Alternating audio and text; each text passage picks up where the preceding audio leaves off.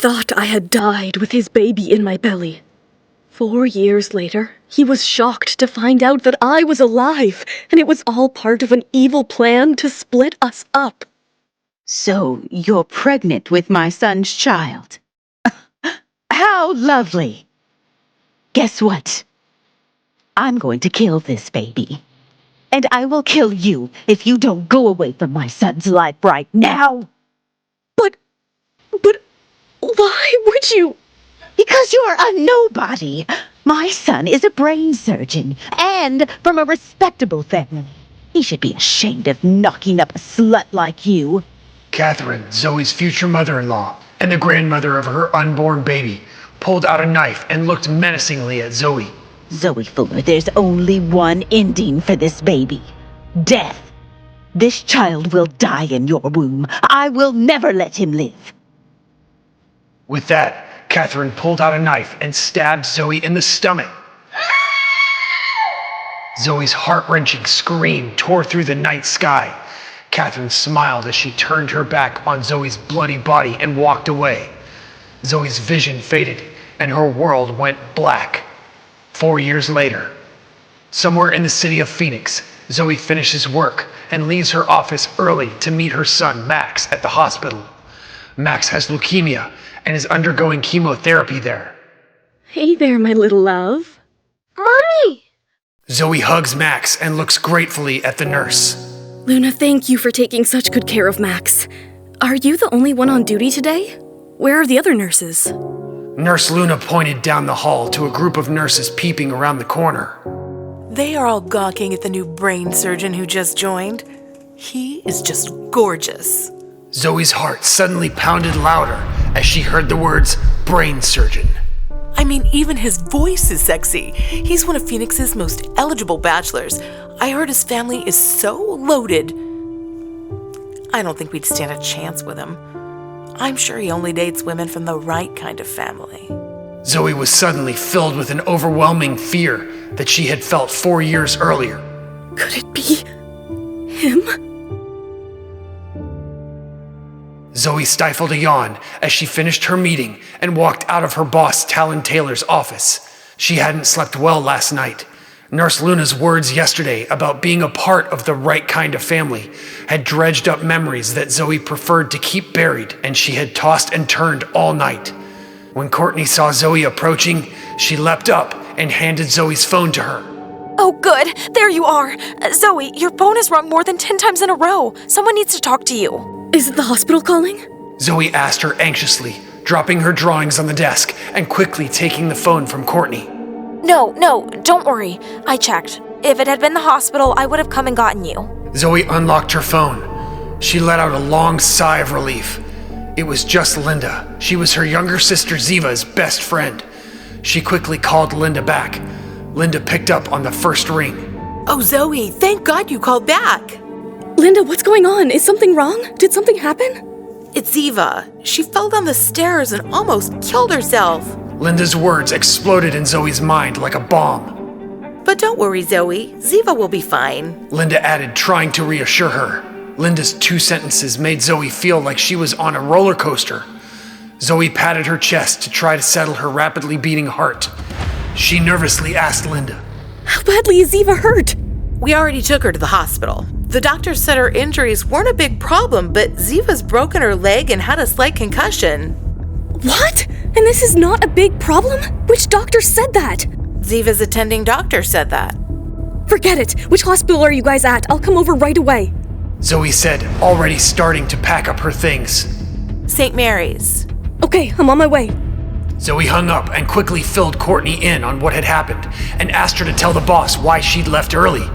Once Zoey was in her car, she called Linda back on the speaker. Something didn't feel right. Okay, Linda, tell me what's really going on. Going on? What do you mean, Zoey? Tell me the truth, Linda, the full truth. What did you mean when you said earlier that Ziva killed herself? The younger woman sighed. Okay, it's like this. Ziva didn't fall down the stairs. She deliberately threw herself down the stairs. She wanted to injure herself, but she didn't want to die. Linda explained. Is my sister insane? Zoey angrily shouted. She fell in love with a brain surgeon that works at St. Mary's Hospital, but he always ignores her. Ziva wanted to get admitted to the hospital, so he would have to pay attention to her. Linda explained. Brain surgeon? Was this the same handsome brain surgeon that the nurses had been talking about last night? Zoey, I told her I thought she was crazy, but you know how Ziva is. She wouldn't listen. Linda added. What was she thinking? Zoey shouted, trembling with anger. She could have died. Ziva doesn't need a brain surgeon, she needs a shrink. She's nuts. The moment Zoey entered Ziva's hospital room, she angrily threw her purse onto the bedside table and glared at her sister, her arms folded across her chest.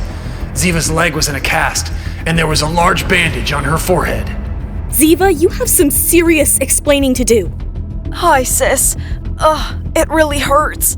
Ziva's eyes were red as she looked at the furious Zoey. She was trying to look pitiful to gain sympathy, but Zoey wasn't having it. Good. You deserve it for doing something so stupid. And that too, over a man? She looked at her sister's battered body. Her heart hurt, but Zoey's mouth scolded. To risk your life over some guy, it's absurd. As she spoke, Zoey grabbed the water pitcher off the table. You're out of water. I'll go and get you some more. Zoey walked out of Ziva's room. She didn't care about the water pitcher. Zoey was just so angry she needed a moment alone to calm down. She turned right and walked down the hall to the nurse's station to ask for more water. While she waited for the nurse to fill the water pitcher, Zoey took some deep breaths to soothe herself. Seeing the visitor's coffee station nearby, Zoey walked over to fix herself a cup. She was going to need caffeine to deal with her sister. Stirring in the sugar, Zoey glanced up and froze. She was staring at a man's back. He was tall, with broad shoulders and dark hair. He wore a white doctor's coat, and his hands were casually in his pockets. Zoey stood frozen as she watched the man round the corner and disappear from view. No, it couldn't have been him, Zoey thought. Why would he be here in Phoenix? He lived in Scottsdale. Zoey shook her head. No, this was just her mind playing tricks on her, because Zoey had been thinking about Blaine after what Luna had said last night. She needed to get a hold of herself. Zoey finished making her coffee and, after thanking the nurse for the water, walked back to her sister's room. Entering the room, Zoey set the water pitcher down on the counter, her back to the bed. Any dizziness or nausea? A deep male voice asked. Zoey's heart stopped. It was him. She would know that voice anywhere. Her chest tightened, and she forgot to breathe as she turned around. My stomach is better. Ziva smiled as she answered the doctor's question. She glanced over at Zoey by the door. Sis, why are you just standing there? Come on in. Blaine was busy checking Ziva and didn't turn around. He bent over and aimed a small light into Ziva's eyes. Any double vision? Maybe, a little. Seeing the dazed Zoey still staring at Blaine's back, Ziva jokingly called out again. Sis, what are you doing? What are you staring at? Blaine still did not look back. Gathering herself, Zoey finally spoke. Ziva, are you thirsty? I got more water. Blaine stiffened when he heard Zoey's voice. He seemed stunned for a second. He turned around and locked eyes with Zoey. His dark eyes made shivers run down Zoey's back. Blaine's eyes looked black, but she knew they shifted with his mood from various shades of gray to almost black. Her heart was beating wildly. She had thought that she would never be looking into Blaine's eyes again. Zoey was sure her face reflected her emotional upheaval. Blaine seemed remarkably calm by comparison. Blaine's eyes showed his shock only for a moment before returning to normal. It was as if Zoey's sudden appearance hadn't affected him. It had been 4 years. Perhaps he saw her as barely more than a distant memory, now a stranger from his past. You're Ziva's sister. That voice. Zoey had always loved Blaine's voice. He could have been a radio host if he hadn't been a surgeon. His voice was deep, rich, and oh so seductive. Yes, I am her older sister. Zoey answered, trying to hide the nervousness from her voice. Blaine turned back around to continue examining Ziva. Your sister may need to stay in the hospital for observation for a few more days. Okay, thank you. Zoey politely replied. She tried to sound as cool and calm as Blaine, but Zoey feared she was failing miserably. She walked over to set her coffee down on the side table. Ziva watched her sister curiously. Zoey, this is Dr. Blaine Dexter, my attending physician. Zoey didn't realize how much her hand had been shaking from nervousness until she tried to set her coffee down and hot liquid spilled all over the back of her hand. She silently screamed inside as a burning pain shot through her hand. Zoey quickly hid her hand behind her back as she turned around, but then suddenly she felt a cool touch. It was Blaine, and he was holding Zoey's hand. Zoey's hand was burning up, but it wasn't just the burn on her hand causing Zoey's discomfort, but Blaine's strong fingers wrapped around hers. His touch was cool, but Zoey felt hot and flushed all over.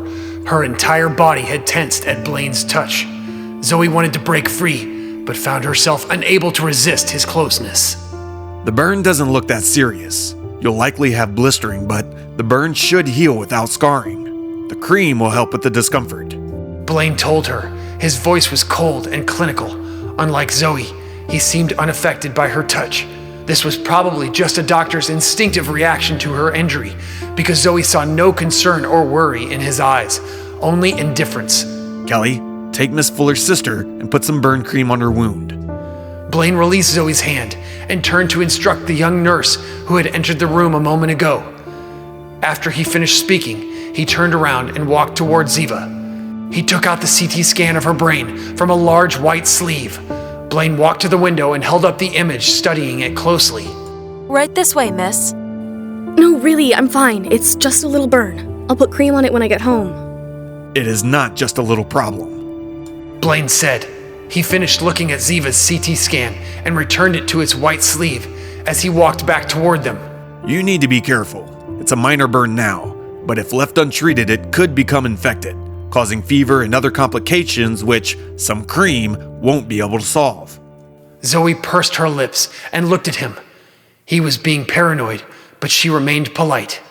Then perhaps Dr. Dexter would be kind enough to write me a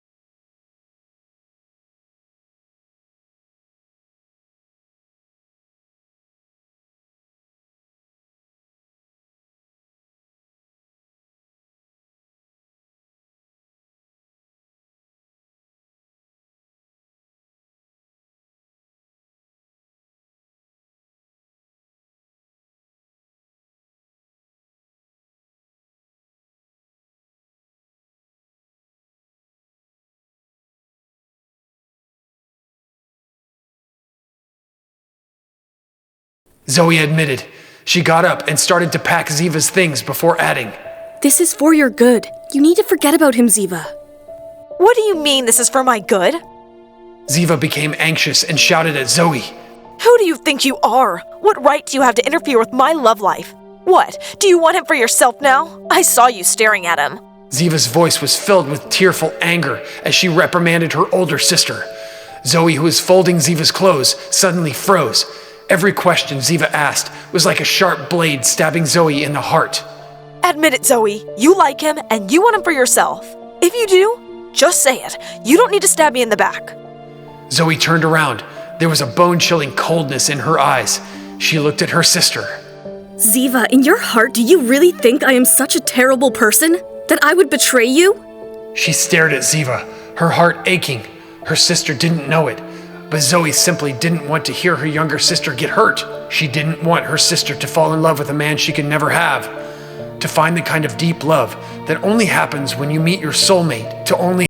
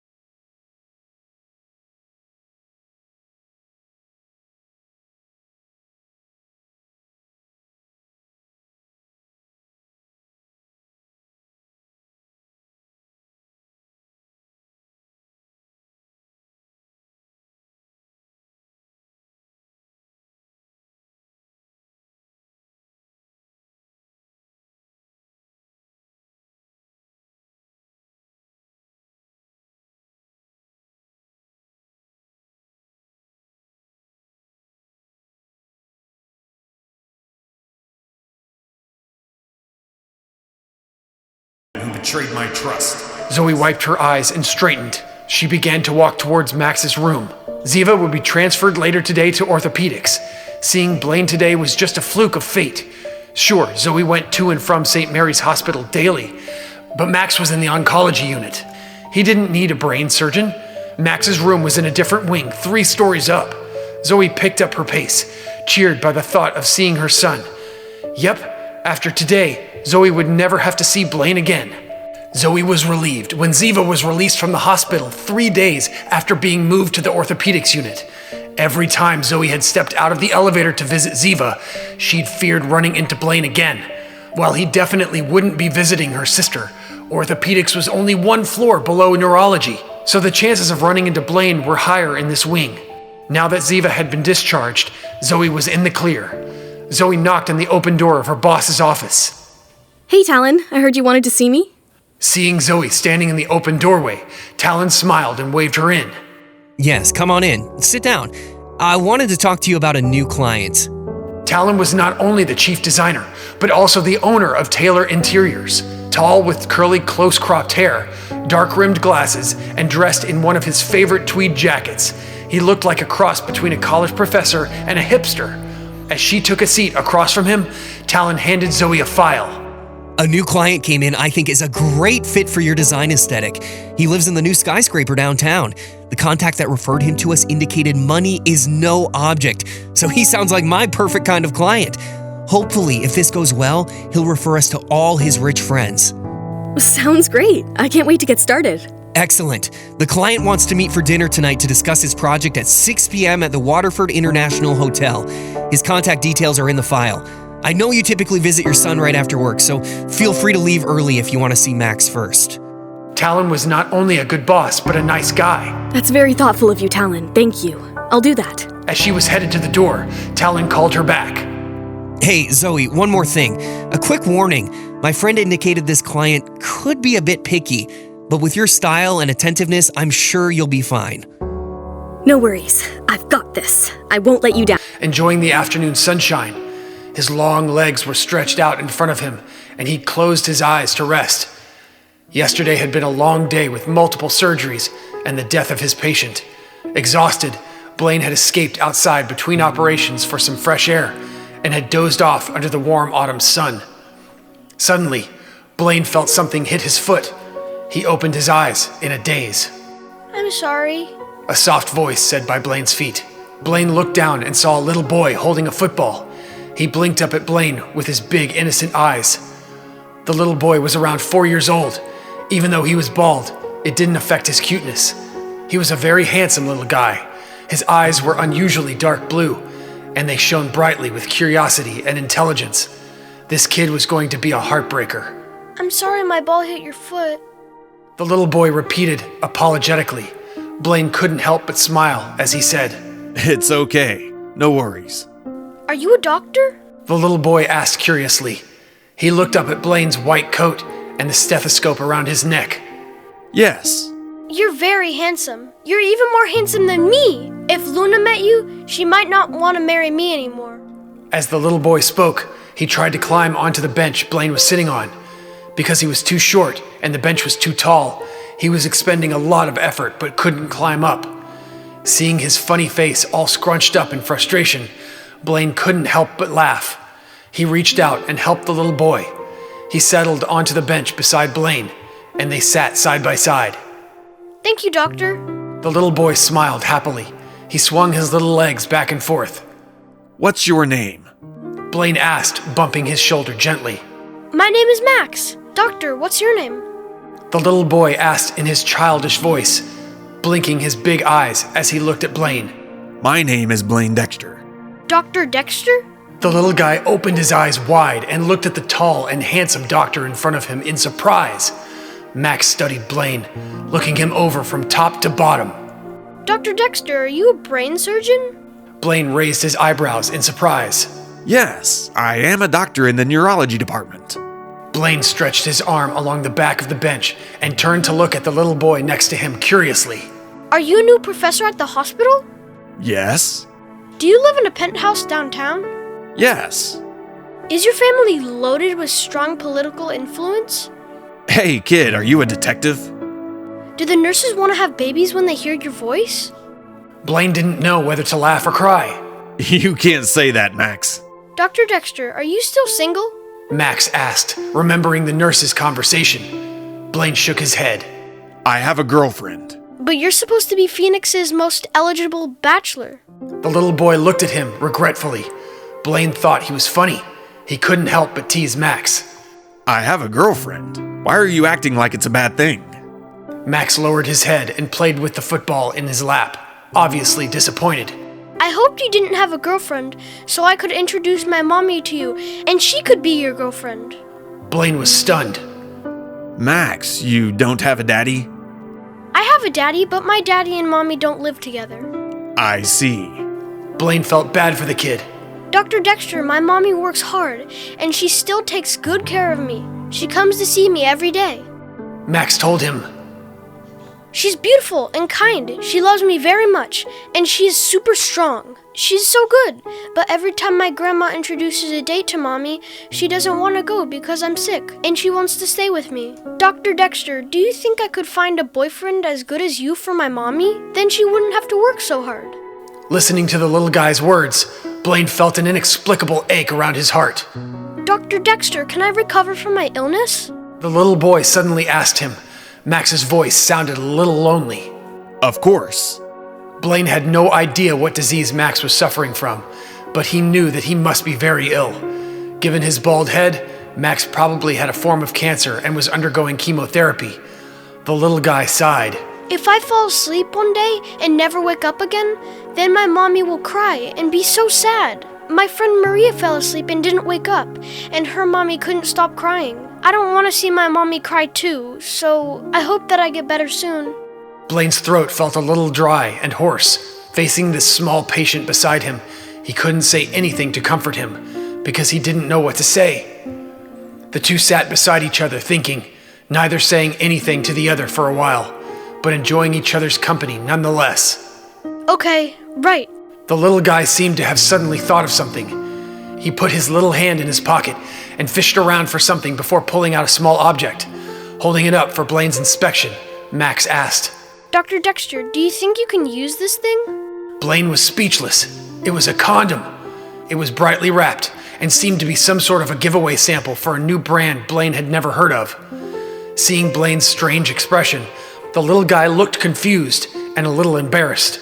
Max scratched his bald head and his face turned red before admitting, Mommy said that it would be very bad to take out this thing and show it to anyone. But Mommy sells things to help cure me, so I thought I could sell these things too. Mommy says honest work is always good, and she's not embarrassed if it helps cure Max. So, Dr. Dexter, can you use this thing? If you need it, you can buy it from me, and I have more too. The little guy blinked his innocent eyes and hopefully stared at Blaine. Blaine was both charmed and horrified. He had never met a child like Max before. The little guy still held the condom in his hand and waved it in front of Blaine's face. Max grew serious, and he lowered his voice a bit when he asked, Do you know what this thing is used for, Dr. Dexter? I asked Mommy, but she wouldn't tell me. Blaine was curious about what kind of a mother could raise such an innocent yet mischievous child like Max. Your mother is right not to tell you, Blaine told him with a smile. But my mama said that even men need to use it. Mommy said Max is still a little boy. I don't need this thing yet, she told me.